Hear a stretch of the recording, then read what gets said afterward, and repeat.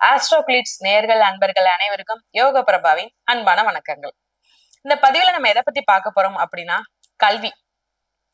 ஒரு மனிதனுக்கு ரொம்பவே இன்றியமையாதது நம்ம எதை சொல்வோம்? கல்வியை தான். இந்த வாழ்க்கையின் ஒரு ஓட்டத்துக்கு நம்ம கல்வியில நல்ல ஒரு கல்வி பெற்று நம்மளுடைய அடுத்த ஸ்டெப் வேலைக்கு, அந்த வேலைக்கு அடித்தளமே கல்விதான். அப்படி இருந்தால் மட்டும்தான் இப்ப இந்த உள்ள காலகட்டத்துல நம்மளுடைய வாழ்க்கையை ஓட்ட முடியக்கூடிய ஒரு இன்றியமையாத ஒரு சூழ்நிலையில இருக்கும். அப்படிப்பட்ட கல்வி எதனால ஒரு சிலருக்கு வரமாட்டேங்கி? ஒரு ஆரம்ப கல்வியே என்னால முடிக்க முடியல. நானும் எவ்வளவு முயற்சி பண்ணாலும் எனக்கு ஞாபக சக்தி வரமாட்டேங்குது. மறந்து மறந்து போயிடுறேன். என்னால ஈஸியா எக்ஸாம் அதான் நான் எவ்வளவுதான் முட்டி முட்டி படிச்சாலும் என்னால ஈஸியா அந்த மார்க் எடுக்க முடியல அப்படின்னு சொல்றவங்களுக்கு ஒவ்வொரு கிரகத்தின் அடிப்படையில எதனால அந்த பாதிப்பு? அந்த பாதிப்பு இருந்தா என்ன மாதிரி பிரச்சனைகள், எந்த மாதிரி ஒரு பாதிப்பு ஏற்படுது, எந்த மாதிரியான கவனக்குறைவு ஏற்படுது அப்படின்னும் இதை எப்படி சரி பண்ண அப்படின்னு சொல்லி ஒரு வழிபாடு முறைகளையும் நம்ம பார்த்திடலாம். முதல்ல பாத்தீங்கன்னா, படிக்கிறதுக்கு நம்ம என்ன பாவகம் அப்படின்னா 4ஆம் பாவகத்தை தான் சொல்லுவோம். ஏன்னா ஆரம்ப கல்விக்கு 4ஆம் பாவகம் தான்.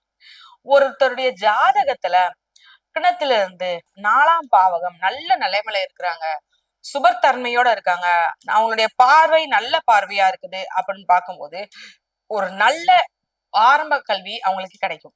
எந்தவித பாதிப்புமே இல்லாத ஒரு ஆரம்ப கல்வி. இதே இது பாவ கிரகம் இருக்குது அப்படின்னா அவங்க அந்த ஆரம்ப கல்வியை கூட ஸ்ட்ரகிள்ஸ் மூலமா முடிச்சிருப்பாங்க.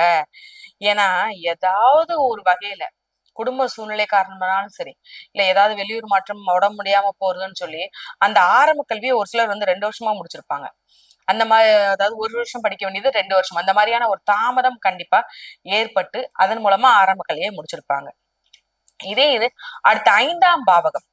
5ஆம் பாவகத்தை நம்ம எதை சொல்லுவோம் அப்படின்னா, ஒரு புத்தி ஆற்றலை சொல்லுவோம் 5ஆம் பாவகத்தை. ஒரு ஸ்ட்ராங்கான ஒரு 5ஆம் பாவகமா இருக்குன்னு வச்சுக்கோங்க, ஈஸியா குயிக்கா லேர்ன் பண்ணிக்கிருவாங்க. எப்படின்னா ஒரு தடவை அங்க வகுப்பறையில நடத்தினாலே போதும், அவங்க வீட்டுல செஞ்சு பார்க்கணும்னு அவசியமே கிடையாது. அதே மாதிரி எக்ஸாம் டயத்துல ஒரு சிலர் எல்லாம் பாத்தீங்கன்னா லாஸ்ட் நேரத்துல போட்டு முட்டி முட்டி படிச்சுக்கிட்டு இருப்பாங்க. நான் இது படிக்கணுமே இது படிக்கணுமேன்னு சொல்லி. ஆனா இவங்க எல்லாம் லாஸ்ட் நேரத்துல எல்லாம் ரிவிஷன் பண்ணாலே போதும். ஏன்னா அவங்களுக்கு முன்னாடி டெய்லி அவங்களுடைய படிக்கிற தன்மை அவங்களுக்கு ஈஸியா கிளாஸ்ல நடத்தினதே அவங்களுக்கு ஈஸியா மனசுல பதிஞ்சிரும். அதுதான் அவங்களால ஈஸியா லேர்ன் பண்ண முடியும், மார்க் நல்லா எடுப்பாங்க.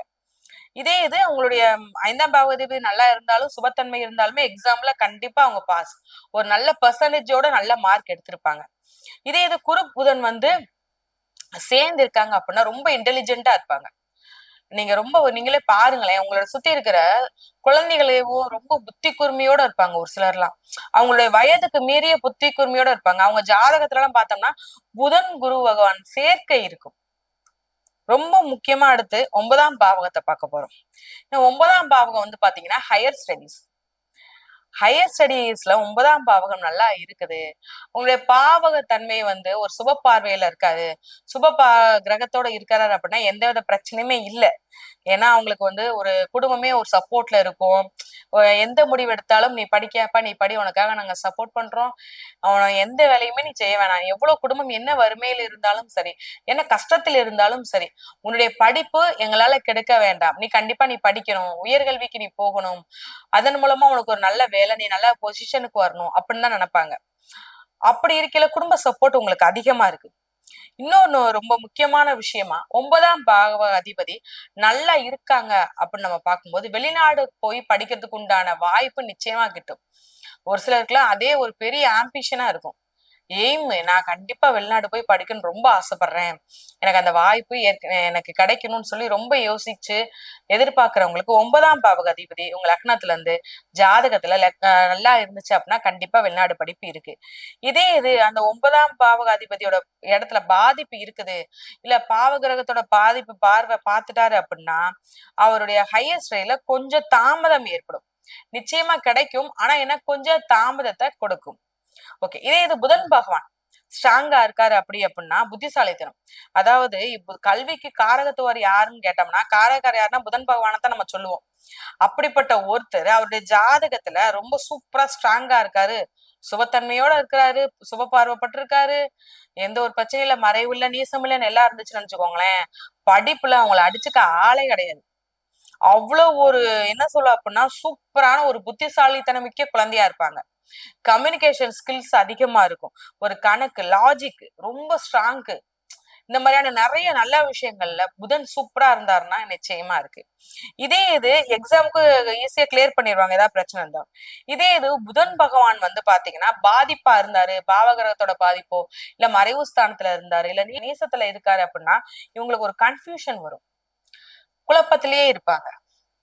அடுத்து நம்ம குரு பகவான். குரு பகவான் வந்து ஒரு நாலேஜ் அதிகமா கொடுக்குறவர்.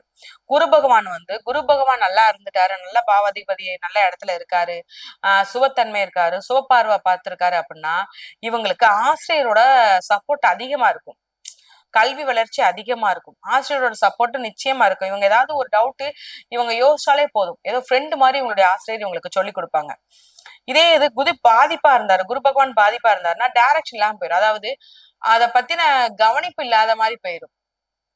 இந்த மாதிரியான ஒரு பாதிப்பை தான் குரு பகவான் கொடுக்குறாரு. பாதிப்பா இருக்கு, அவருடைய பாவத்தன்மையில இருக்காரு, பாவகிரக இணைவு இருந்தாரு அப்படின்னா.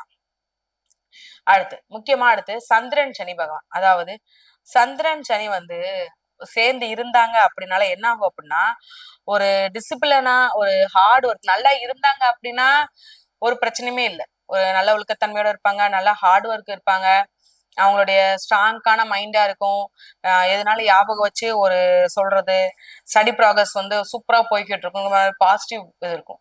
இது எது பாதிப்பா இருக்காரு, பாவ கிரகத்திலோட இணைவு இருக்காங்க அப்படி அப்படின்னா இவங்களுக்கு கண்டிப்பா டிசிப்ளின் இல்ல, ஹார்ட் ஒர்க் இவங்களுக்கு இல்ல, நிச்சயமா அதன் மூலமா இவங்களுக்கு ஒரு பிரச்சனை வரும். இவங்க படிக்கன்னு போய் உட்காந்தாலும் இவங்களுடைய ஃப்ரெண்ட்ஸ் படிக்க விட மாட்டாங்க, இவங்களுக்கே இவங்க மனசு ஒரு உறுதித்தன்மை இல்லாம ஒரு உல்லாசம், அதாவது சும்மா ஊர் சுத்துறது, படிப்புல நாட்டம் இல்லாதது, காதல் வைப்பது மாதிரி இந்த மாதிரியான விஷயங்களுக்குள்ள போக ஆரம்பிக்கும் ஹையர் ஸ்டடீஸ்லயும். சோ இவங்க இந்த டைம்ல எப்படி இருக்குன்னா மனக்கட்டுப்பாடு இருந்தால் மட்டும்தான் இவங்களுக்கு இந்த பாதிப்புல இருந்து அவங்களால வெளியில வர முடியும். அவங்க வெளியில வந்துட்டாங்கன்னு நினைச்சுக்கோங்களேன், இந்த மாதிரியான சேர்க்கை இருக்கும்போது மனக்கட்டுப்பாடோட இருந்துட்டாங்க அப்படின்னா ஒரு பிரச்சனையுமே இருக்காது, கண்டிப்பா அவங்களுக்கு சக்சஸ் மட்டும்தான் இருக்கும். ஓகே, இதுக்கு வந்து பாத்தீங்கன்னா இதே இது ராகு பகவான் இருக்கிறாரு, அவர் இருக்கும்போது அவர் என்ன அவருடைய பாதி இருக்கும்போது கன்ஃபியூஷனை கொடுப்பாரு, குழப்பத்தை கொடுப்பாரு. என்னடா இது, ஏதாவது ஒரு வகையில நம்மளுக்கு குழப்பமா இருக்குது, ஏதாவது என்ன சொல்றா மொபைல் அடிக்ஷன், இந்த போனை பாத்துக்கிட்டே இருக்குது, லேப்டாப் பாத்துக்கிட்டே இருக்குது, புக்கை தொடவே மாட்டேங்கிறான் அப்படிங்கிற மாதிரி எல்லாம் சொல்லும் போது ராகுவோட பாதிப்பு அவங்களுக்கு இருக்கும். இதே இது கேது பகவான் பாதிப்பு இருக்கும்போது அவங்களுக்கு கன்ஃபியூஷன் மறதி அதிகமா இருக்கும். ராகு பகவான் பாதிப்பு இருக்கிறவங்க தான் போன் அடிக்ஷன், அவங்கள்ட்ட வந்து போனை கொஞ்சம் கொஞ்சமா பேசி அவங்க வந்து மறக்க வைக்கிறதுக்குண்டான வழிபாடு, ஏதாவது ஒரு கிளாஸ் சேர்த்து வருது படிக்க வைக்கிறது, அதுல ஏதாவது ஒரு வழிபாடு பண்றது மூலமா தான் அந்த அவங்களுடைய பாதிப்பை குறைக்கணும். அப்படி இல்லைன்னு நினைச்சுக்கோங்களேன், அவங்களுடைய அடிக்ஷன் ரொம்ப தீவிரமா போக ஆரம்பிச்சிடும். கேது பகவான் கன்ஃபியூஷன் மாதிரிதான், அதுக்கு ஈஸியா சில வழிபாடு பண்ணலாம். அண்ட் எல்லா விதமான கிரக பாதிப்புக்குமே வழிபாடு இருக்குது, அதை தவறாம பண்றது மூலமா நிச்சயமா அந்த பாதிப்புகள்ல இருந்து வெளியில வந்து கண்டிப்பா கல்வியில முன்னேற்றம் காண்பாங்க. வந்து பாத்தீங்கன்னா புதன்ல வந்து அவங்களுடைய புத்தி ஞாபகம், அதாவது உண்மையிலேயே காரகத்துவம் யாரு, புதன் படிப்புக்கு காரகத்துவம், அப்படிப்பட்ட அவரேவும் பாதிப்புல இருக்காரு. என்ன வழிபாடு பண்ணா நல்லது அப்படின்னா விநாயகர் முன்னாடி உட்கார்ந்து ஓம் கணபதியே நமகன்னு சொல்லணும். ஓம் கணபதியே நமகன்னு நோட்ல எழுது 108 தடவை. எழுதும் போது அதன் பாதிப்பு குறையுது. இதே இது குரு பகவானுடைய பலம் குறைந்து பாதிப்பு இருக்கும் போகுது அவங்க என்ன பண்ணும், வியாழக்கிழமை தோறும் நவகிரகங்களில் ஒன்றான குரு பகவானுடைய வழிபாடு நிச்சயமா அவங்க பண்றது மூலமா ஒரு ஸ்ட்ரென்த்தான மைண்ட் கிடைக்கும். இதே இது சந்திர பகவான் பாதிப்பு திங்கட்கிழமை தோறும் இவங்க சிவன் கோயிலுக்கு போய் பால் அபிஷேகம் பண்ணணும், அதன் மூலமா தான் அவங்களுக்கு மன அமைதி இருக்கும். அந்த மன அமைதி மூலமா ஒரு தியானம் பண்ணணும், அவங்க தியானம் பண்றதுக்கு அப்புறம் தான் அவங்களுக்கு ஒரு தெளிவான சிந்தனை கிடைக்கும். ஓகே, நம்ம கண்டிப்பா படிக்கணும், நம்ம படிச்சு அடுத்த கடத்துக்கு போகணும்னு சொல்லி நிச்சயமா மன தெளிவு அவங்கள்ட்ட இருக்கும். இதே இது சனி பகவான் ஒரு டிசிப்ளினா இருக்கணும், டிசிப்ளினா இருக்கணும், ஒரு ஒழுங்கா கரெக்டா இருக்கணும்னு சொல்லும் போது அவர் என்ன வழிபாடு பண்ணா சனீஸ்வரர் வழிபாடு, சனிக்கிழமை தோறும் சனீஸ்வரர் வழிபாடும் மேலும் நவகிரகங்களில் ஒன்றான சனி பகவான் வழிபாடும் நிச்சயமா பண்ணணும். இது ராகு கேது பாதிப்புள்ளவங்க, ராகு பகவானுடைய பாதிப்பு உள்ளவங்க துர்க்கையம்மன் வழிபாடு பண்ணணும், வெள்ளி செவ்வாய்க்கிழமை தோறும் துர்க்கையம்மன் வழிபாடு பண்ணணும். கேது பாதிப்பு இருக்கிற ஞாபகம் மறதி இந்த மாதிரியான விஷயங்கள் இருக்கிறவங்க விநாயகர் வழிபாடு பண்ணணும். அந்த வழிபாடு பண்றது மூலமா அவங்களுக்கு உடனே இவ்வளவு படிக்க ஆரம்பிச்சிருமா அப்படின்னு உடனே எல்லாம் இல்ல, ஸ்டெப் பை ஸ்டெப்பா அவங்களால உட்கார்ந்து அந்த வழிபாடு பண்றதுக்கேவும் பாத்தீங்கன்னா ஒரு கஷ்டமா உட்கார்ந்து பண்ற மாதிரி இருப்பாங்க. அவங்கள கொஞ்சம் மனநிலைமையை நீங்க தான் பேசி மாற்றி அவங்கள படிக்கிறதுக்கு உண்டான ஒரு வழிபாடு பண்றதுக்கு உண்டான ஒரு ஒரு ஆர்வத்தை தூண்டி விட்டீங்கன்னா அவங்களே ஒரு வழிபாடு பண்ணி அவங்களுக்கே ஒரு நிம்மதியா ஓகே நம்ம ஏன்னா என்ன வழிபாடுனாலும் மன நிம்மதி கிடைக்க போகுது, அடுத்தடுத்து படிப்பதற்கு உண்டான ஆர்வத்தை ஏற்படுத்த போகுது.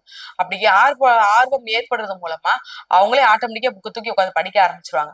அதுல என்ன கிரகங்கள் பாதிப்பு இருந்தாலுமே நான் சொன்ன வழிபாடுகள் நிச்சயமா பண்ணுங்க, அந்த பாதிப்புகள் குறைந்து கல்வியில அதிக முன்னேற்றம் பார்ப்பாங்க. கண்டிப்பா வாழ்க்கையில ஒரு நல்ல நிலைமைக்கு போக என்னுடைய வாழ்த்துக்கள்.